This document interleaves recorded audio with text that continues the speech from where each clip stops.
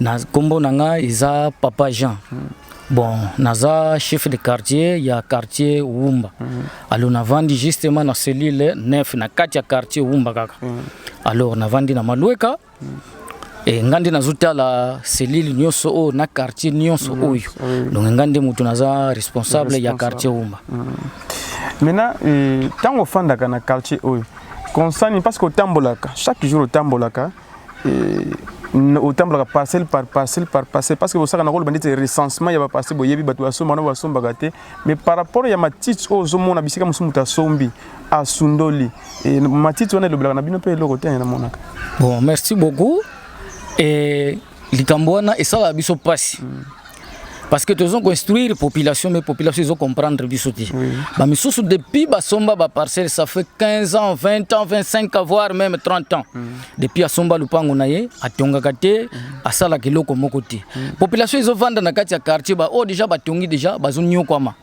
Il y a des fois bazonyoka bazokota na kati ya ba parcelle bandako oyo batu si batongi. Bon babiloko nyonso ya mabe ezoko circuler na bakati ya bandako ya batu. Alors to pesa ki déjà mbela na bakonzi ba oyo pe bazali likolo na biso mais jusque là population ils ont ko comprendre biso ti. Mais quand est-ce oyo ezaki bo bengisaka pe ba kolo ma parcelle wana tone botina pe ba invitation ndenge bino musala l'état na yebeli parce que musana bino zaka boko tinda moi invitation boko sala pe moi eloko mbo po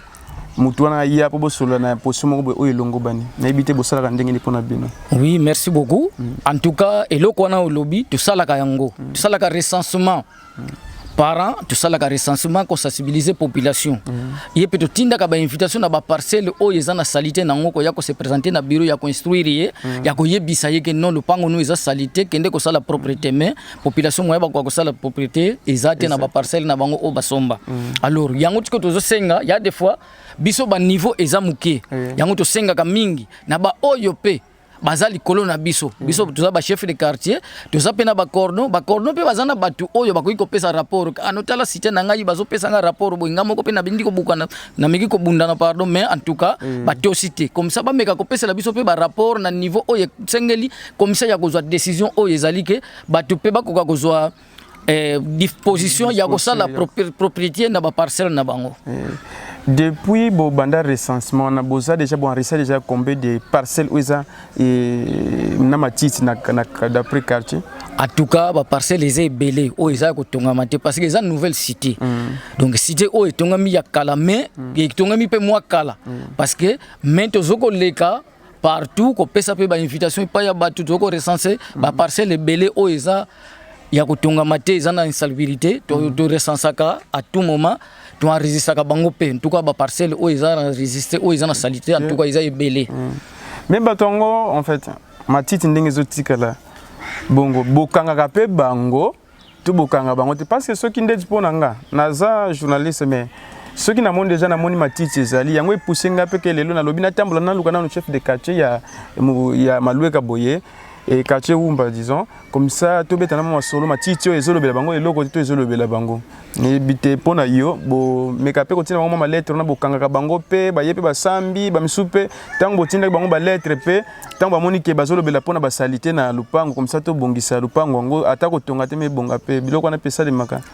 Oui, biloko na to sala kango parce que soki na leki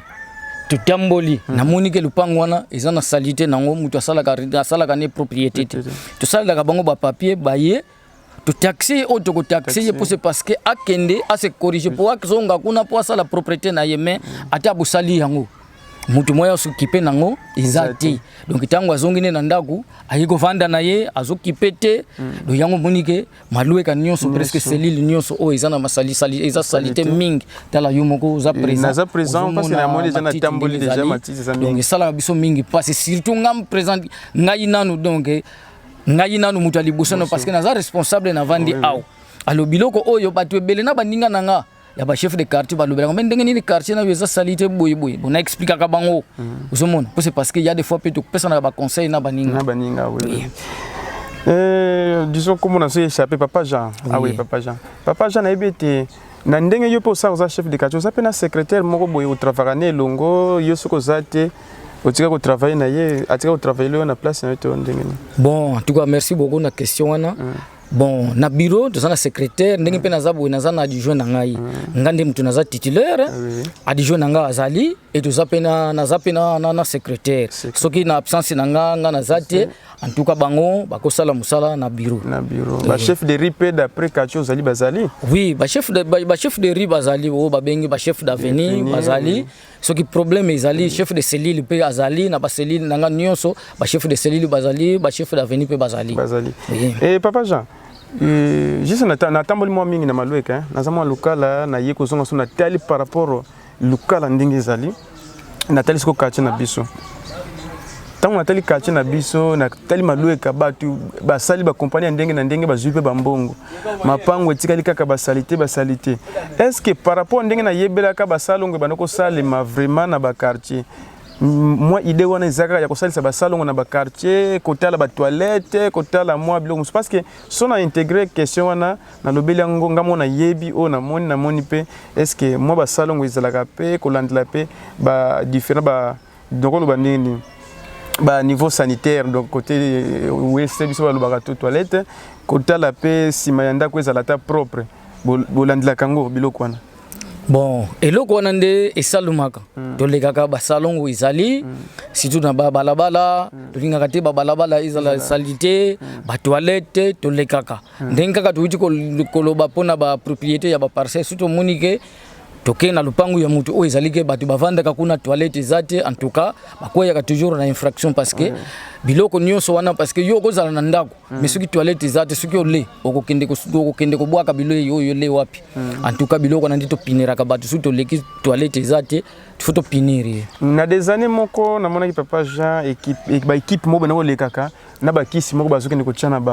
bakisi bazokende ko tchana ba toilette ya ba population soki poza na toilette za bien te ba lukimo position moko boye soki ba kopesa mwana ba kange pona toilette wana est-ce que bino pe poza na équipe na équipement wana ya ko tchaka bakisi na ba toilette ya bato ya population en tout cas merci beaucoup bon banda wana sikoyo batu wana ya hygiène en tout cas balekaka susu te awa bona ebite soki bazali mais en tout cas vie financement na ebite l'état soki apesa ka bango ba financement mais na ebike eloko no soki financement ezali ata ya mukie il faut basala mais to ebike soki balekaka susu te donc c'est pour dire que financement ezala ka susu te batu wana basala ka susu te siko papa Jean par rapport au service na bino to équipe na bino ya na kolobaka en général ba nani bazali et président bozali bozape na ba secrétaire bino nyonso kana équipe na bino des avantages ni bozaka nango ya travail na avantage na équipe na bino parce que des avantages à mutu na ebita ko loblango mais na yebi po na poser eloko wana parce que des avantages pe ko sala peut-être yango to somona matite zo longwa te par rapport à patati patata soki nazo kende bona zo sabo des avantages ça na service na ngai bon abiloko wana des avantages eza mingi des avantages eza mingi parce que neti tozana ba fourniture ya biloko ti parce que neti basalongo bokozwa ba pelle bokozwa ba pioche ba boute parce que neti période oyo bambula yeye ezo senga faut ko tirer ba terrasser ko former ba terrasser ya sika moya ko sala yango ezati parce que financement ezati pona ko sala biloko wana il faut que moi financement ezala parce que misala wana ezala ka makasi mingi boko luka ni fiske moi lipa mutazo sala musala à côté les moi minute ale moi lipa akozonga susu alagisi moi volonté oya zanango mais ba difficulté eza mingi ezana ba bureau biso ba difficulté eza mingi ba fourniture ba bureau tikala te tout nyonso kaka donc ezaka kati donc moyen ya ko dogolo ba moi pépé duplicateur moi biki ya ko matoboyi te sango mo chef ngana ko somba na ngame des moments l'autre peut aux la paix service peut offre bino moi cadeau moko pona ko comme la paix bino difficulté yango bozana ngo mingi voilà merci beaucoup yango bozana ngo vraiment casse vraiment yango penza donc moi ko faire fonctionner bureau en tout cas pona ko tinda invitation pa ya mutu moko ko kangite mais pona en infraction azana ngo ba difficulté ngo bozana ngo mais papa j'en tamboli quelque part awa na malweka bisika moko na moni pe moi mai vandi donc ngamo na lataki sapatu ntango na koti pe na ezaki moi molili na komaki butu na nyati moi mai et moi mai wana zolo bela binote puis ça liboso mapangu ya batu moi matiti pe na mai yango pe inaseka na balabala ezolo et puis ba moto pe ezolo kawana mutu kape ezolo banango moi eloko parce que matiti ezali mai pe vandi parce que to yebiso ki mai vandi bisika papa Jean moi bangungi et ça la ka moi malade wana tebi o déranger banzo ke bana mike ba mikolo biso parce que ce malade ne jeu ça un peu difficile pona aux moi guérison na ibite papa Jean pour na citation bon babiloko wana esala ka biso pasi parce que ndenge na uti ko loba tozana ba uti ya jité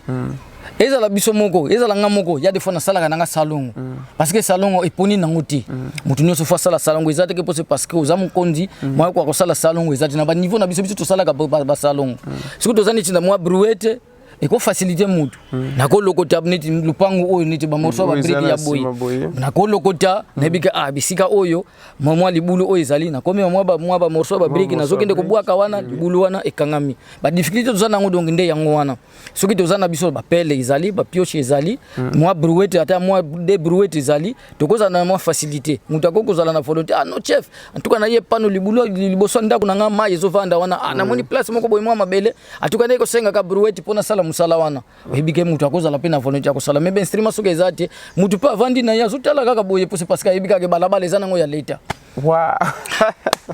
parce que tu ebika lelo population ko makaka est-ce que balabala nga sifi pe mutu atika boba matiti ne ona lobaki balabala ya leta mais soki odio ki mutu azo bandinga na papa joyo ko lobaneni bon il faut regretter nango mingi parce que l'état ezaka ka bisote yepe ndenge za wana azape leta parce que bisope na ye tozaka ka ndenge moko ko kanisa teke ndenge nga na koti na leta yepe un jour pas ko se retrouver na kati ya leta oyo penga na zo sala donc c'est pour dire que la population azal leta il faut se prendre pe na soin. Bon, merci beaucoup pour la question wana question wana c'est lobamela réunion moko tozala nango pa ya honorable Mbugu eloko wana tozala biso nyonso presque ba chef de quartier ngamu tuna souleva eloko wana il y a des vacations de bêtes. Cordon, tozala naye asala pe ba lettre eza éparpillé na ba bureau nyonso na ba quartier. Mais to senga service to travailler en collaboration na la police. Ya ko kanga quand même ba bibuele wana oyo ezali ke ezanango libre donc c'est pour dire que ni ezanango na mututé. Mais jusque là point wana to koma kaka te point wana to koma kaka te bato bazoya pe na ba réclamation parce que neti ndenge eza boye ina uti ko loba yango cité ya Malueka eza na cité ya sika bisika ba parcelle mususu ndenge zo bomba matiti boye pembeni nanga na kozala na mwa lupango ezalika eza na mwa salite mutu ayaka te na kozwa courage na lo na mwa matembele mais soki na sali yango ya kokuta bataba ba meme tout bangulu ba détruire na kozala sona courage wana te ya kosala susu esika wana alors yango sikoyo to lança moi message moko boye na population ya koyeba ko encadrer ba biloko na bango taba tango zo boko la ye yeba ko sala lupangu komisa na tongo nango o check tabano na lupangu oyebi tani ni faut libérer ye o leka kende ko détruire na kati ya cité ko tambola boye ezaka kapona bilanga te mais e ko sala ça peut accident mutu azotambola na moto boye ebwele etele ekuta mi pembeni na nzela tango ayoki son brisque akoluka olia kota zamba komona zongi na kati ya nzela mutu akokweya asali accident mutu ya moto akotuta ye akweyi asali accident alors yango siko tosengaka à la prochaine tokozonga susu tolobela su eloko wana soki tovandi dans l'ensemble tomeka susu ko rappeler susu bien na meka ko rappeler susu eloko wana na niveau ya cordon comme ça ameka pe ko zo ba disposition oyo esengeli pona batu o bazoboko la bibwele. Bon en tout cas message naza nango pona koyebisa pa bakonzi nanga oyo bazali kolo parce que nga moko ndenge nazabo nazali ja mukonzi mais ba oyo siko bazali kolo na ngai na lingi en tout cas ba aider ngai to travailler en collaboration na bango parce que comme meka pe ko pinir ba oyo bazana ba parcelle oyo ezana propriété te ba oyo pe ba lingi ko tonga te comme ça ba meka ko tia yango propriété parce que quartier est comme un peu propre mutu nyoso pe tango akoti pe a sentir que quartier ngandi na wuti en tout cas ça va parce que mutu nyoso ayaka awa asitonaka kaka quartier oyo e bandiko tonga makala meti lelo e continue kaka boena matiti mutu akoya boya ko kamwa mais quartier oyo ezo développer mais siko matiti esila kaka te ndenge nini ba misusu basomba ko mona 10 parcelles 5 parcelles atonga kate asundola ne yango kaka boye oleke achaka ne fisika ta propriété azui batu chaque année bazoko kata ezate soki zamba eyete etumba yango de moyen comme propre ezate alors yango siko nazo senge pa bakonzi en tout cas ba meka nanu kwa puye ngai comme ça tozwa nanu initiative ndenge nini quartier nanga il faut comme propre lisanga bango na ngai. Bon en tout cas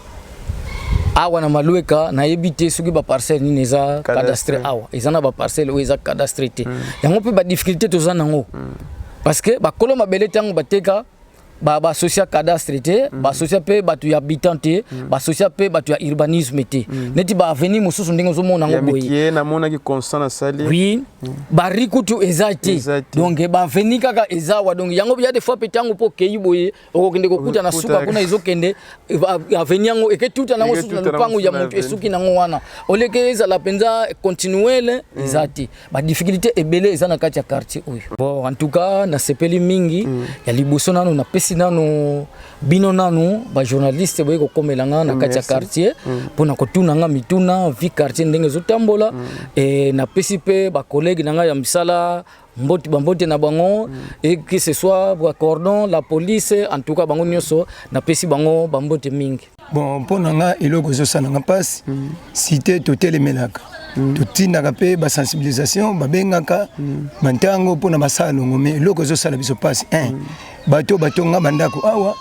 mabe basala tant batongi bandako il a fallu ba ko silisa bakota metanga zo de compte final na ye azumbongo na ebele ake somba na bakipese bambanzango bakulungo tina ba cité oyo déjà ezana akura or cité oyo eza parmi ya ba cité oyo tongami makasi etongami na maboko ba travailler ba sep bazali ba silu insike ba coopérateur mais mabe kaka nde yangwana tant ba koloba salongo balingi ko sala salongo te tant azana 44 atika lupango koto akozwa courage te ya kotinda ka bana boko na kobongisa ka lupango alors mabe yangwana do tozo ganga butu moi mais tozo comprendre te do bazo linga évolution te mais bazo linga régression boko ezonga sima or tant atongaki asepelaki place ngo mais tango kobongisa community to bana kobeta ka basete to ngoko luka bango ba bisika bafandi de vraiment ezo sala biso passe de pona ko diriger maloueka to komi na difficulté ya makasi par rapport to ko diriger zambate ba manda ko mususu komoni eza inachevé et komi ba hôtel dede banda ko mususu inachevé ba komi ko boma bantaba kuna banda ko mususu inachevé mais na kati ba nioka tu konsodo que vraiment ezo sala biso passe yango tozo beta pena CT mutu nyonso to azakeno azana lupango ana maloueka asala effort abongisa soka kokota te soit azui mutu atie kuna mutu wana azotia propriété parce que propriété donc ezango ne biso tozo senga tala veni oyo propriété na nisi ezomona mais ba côté mususu et puis to komi na système aveni ezokende ezokoma na suka te ba mususu bakomi ko kanga nzela po atongi atien ba na nzela do aveni ekomi limité c'est parce que ma pango yo basome on a ba droit alors balanda ki pena norme te o soke zala ki ba droit bazala ki honnête il a fallu bazala collabo na cadastre ba pasoli batiki ba veni mais ba veni mususu eza awa de tinel donc ezala ki a veni mais comme tinel donc eza non signifie tout est puis ba terrasse donc normalement ba terrasse eza ko tout moyen été donc ça na ba difficulté moko makasi awa vraiment mbela na bino ezami pour la population bon pour la population baza déjà logé awa tokosenga batia propriété donc d'ailleurs tu pesa mokolo ezalaka ya salongo mais ezalaka no respect donc soki baye to bayoki salongo menatongo bapalanga ni bakena bango babilanga alors touro yo tozolo bapatika mercredi prochain donc salongo ezala obligatoire soko sali salongo te et surtout soko za loger na kati ya maloueka awo donc ba o bakoso ba mikanda ba papier lo bako baza musika mais ba o baza kene loger donc soto bandi bakama salongo faut bana ko serrer pena sentir bien na ba o baza sur place de tolingi soute parce que soko tali boitela basamba rien n'empêche nyoka koko taper asu mwana alenyo surtout en insécurité wana eza insécurité na bango voilà demain pona biso population po biso total la population yango tozolinga keno olekeno tokuta na makambo ebele banioka baswa bana soit ba instabilité oyo eza kutu natina moto dona soni donc oyo eza c'est comme au village même ata ba ministre ne ba yaka ba mona kaka parti oyo eza bien mais eza non respecté donc neti zamba moko boy alors faut tolonga na raisonnement ya kimboka to memi yango awa propriété.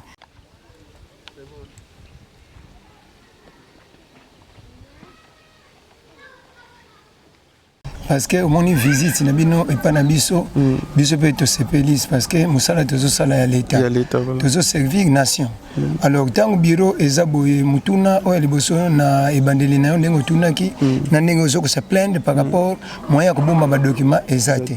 na lobela kango keno bureau oyo ekoki kozana ndenge wana parce que ça bureau ya leta mokolo mususu to uti kovanda awa na bureau bato ba utaki Kinshasa o bayibi ba bureau ya quartier na commune ndenge elekelaka tant ba ye batani likolo ba moni keno bureau ya quartier babandi koseka biso makasi balobi no bureau ya leta ekoki kozala boye te est-ce que za ndako ya basoso ya bampuku ou bien ya bangulu yango wana tozo senga pena na ba mikonzi o ya mboka